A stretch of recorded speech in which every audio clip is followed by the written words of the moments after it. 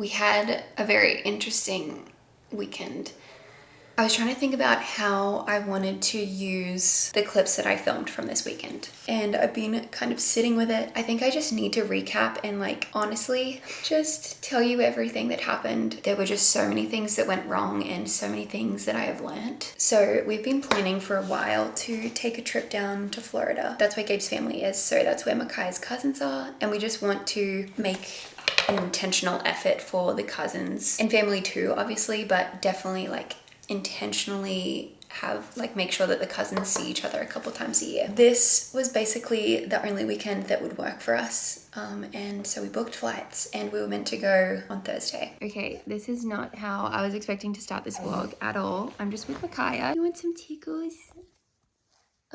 We're meant to be flying to Florida in a couple hours and our flight just got cancelled. There's no other options to fly today, even with other airlines. I just got a text a minute ago saying that they rebooked our flight for Sunday. Today's Thursday. We were only meant to be in Florida Thursday to Monday, so now they've rebooked us for Sunday. This was meant to be oh my gosh, fun family trip to Florida, our first time to Florida with her. It's now almost midday.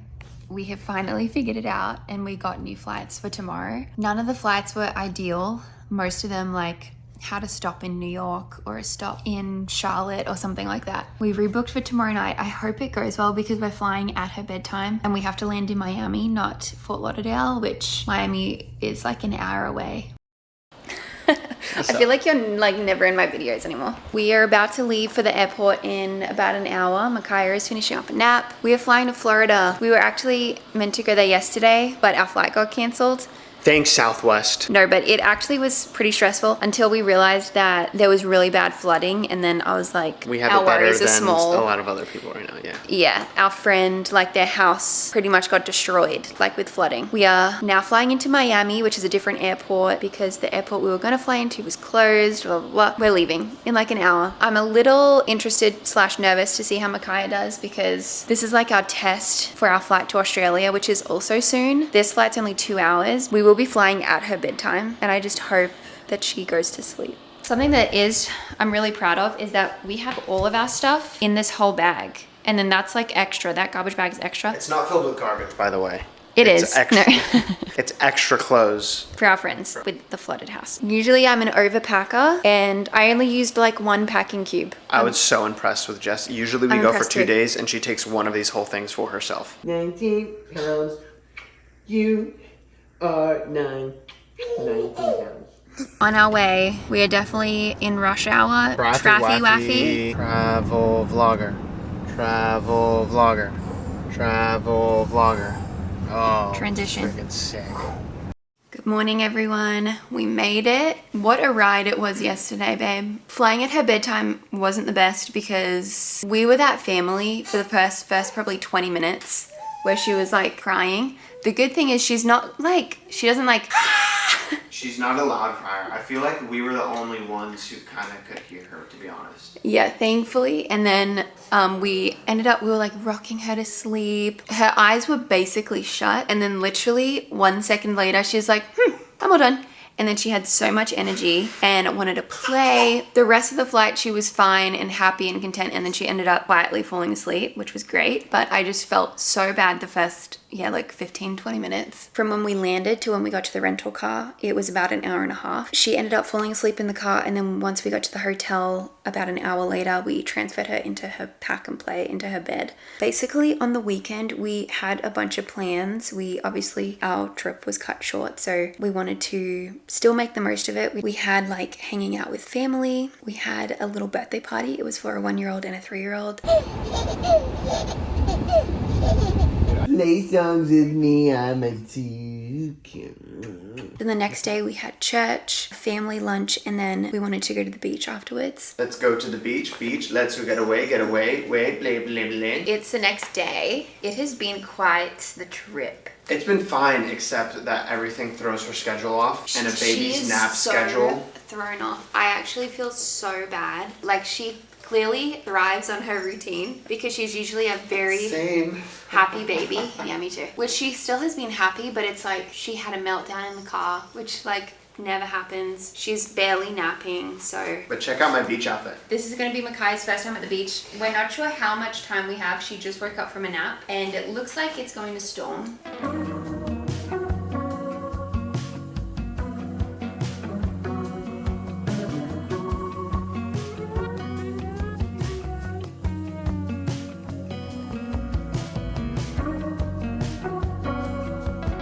All of that was fine, I guess, but she was just so overtired and not in her like right routine. She wasn't taking really long naps. We tried to put her down at her cousin's house in the pack and play, but I don't know, I guess it's like a new environment. All of this kind of surprised me because she's a very joy-filled baby. She is very happy. She sleeps well. It was also pretty funny because we were sleeping in a hotel room and it was great because they had blackout blinds. So during the night, she was sleeping really well. But when she would go to bed, which was like 7 o'clock maybe, we would be sitting in darkness. So we were like texting each other like in our bed, and then we would just order food and then we watched Blacklist, or we just like watched something on my laptop, which was really nice. It was like we ended our days like really chill.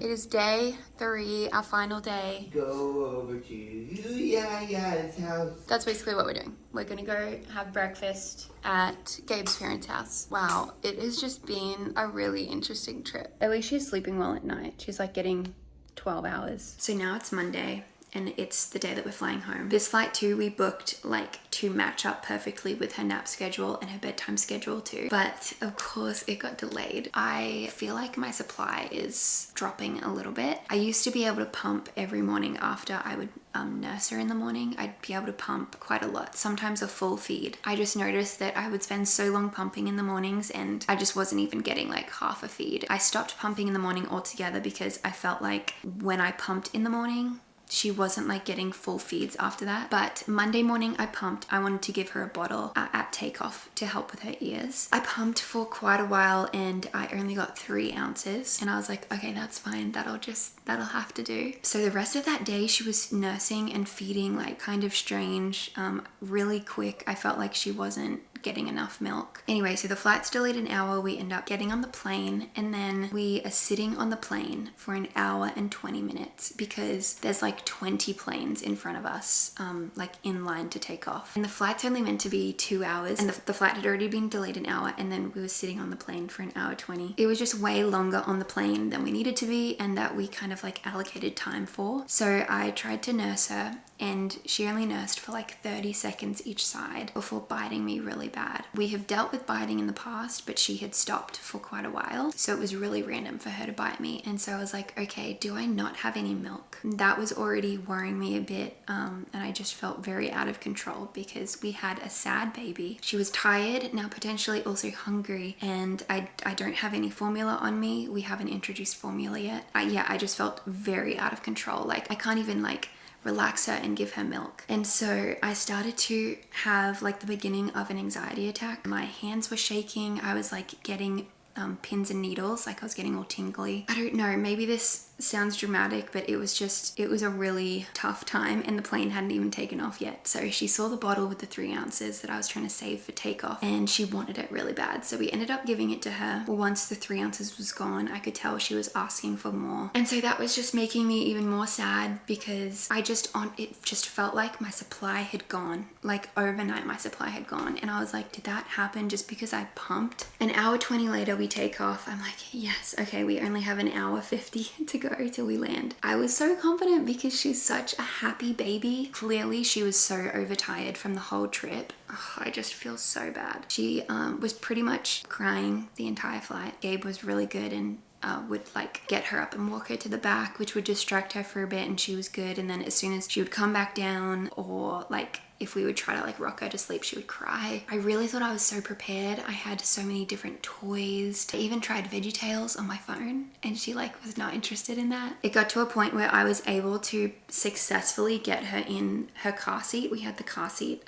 on the plane with us and distracted her by like quickly showing her a book. She was happy in her car seat. She was happy reading the book a couple times and then we'd play with a toy and then she silently put herself to sleep. That was with about 30 minutes left of the flight and we were like, oh, And then it was time for landing, and she basically jumped out of her sleep because the announcements were so loud. I guess there was a speaker right above us because it was so loud that it jumped her out of sleep. She cried straight away, poor thing, because she had finally gotten to sleep. It was so cute though, because I was like kind of going stroking her cheek like this, and she grabbed my hand and put it in front of her eyes like that, and that was the only way to stop her crying. And it was like she was putting herself back to sleep by like blacking out everything else. I was reading the Bible the next morning, and I opened up to Philippians, and I was just reading, and I didn't get very far. Like my morning devotion time is like not very long these days, but it was Paul writing to the Philippians, and it says something like, every time I pray for all of you, I pray with joy. That is really cool because that is his first reference of any of his feelings or emotions, and it was joy. Yet he's writing from house arrest, a possible like execution at any point. He has so much going on, yet he is praying with joy. That was the tiniest bit of my devotion that I read, and it just really stuck out to me. No matter what happens, I have so much to be grateful for. That was really encouraging for me. So we have some formula. I'm going to start introducing it. I just think it would be really good for flights to take some formula with me. I so badly wish I had formula with me on the flight because I feel like that really would have soothed her a lot. I'm nervous for our flight to Australia. We are going to Australia soon. I'm nervous because it's a night flight. It's already going to be past her bedtime, and so that will either mean that she like has a meltdown from being so tired, or she'll go to sleep really easy. Now I guess I just would really love advice for overseas trips or red-eye flights. If you have done that with your baby, a 9-month-old or like around that age, and how you put them to sleep, because I feel like once she's asleep on the flight, it'll be good. My friend really just encouraged me and said like, there will be bad flights, but that doesn't mean every flight's going to be bad. You might have a bad car ride. That doesn't mean every car ride is going to be bad. We'll see how we go. I hope you're doing good. Again, if you have any experiences similar or any red-eye 9-month-old advice, please let me know. Otherwise, I will see you guys very soon. Bye.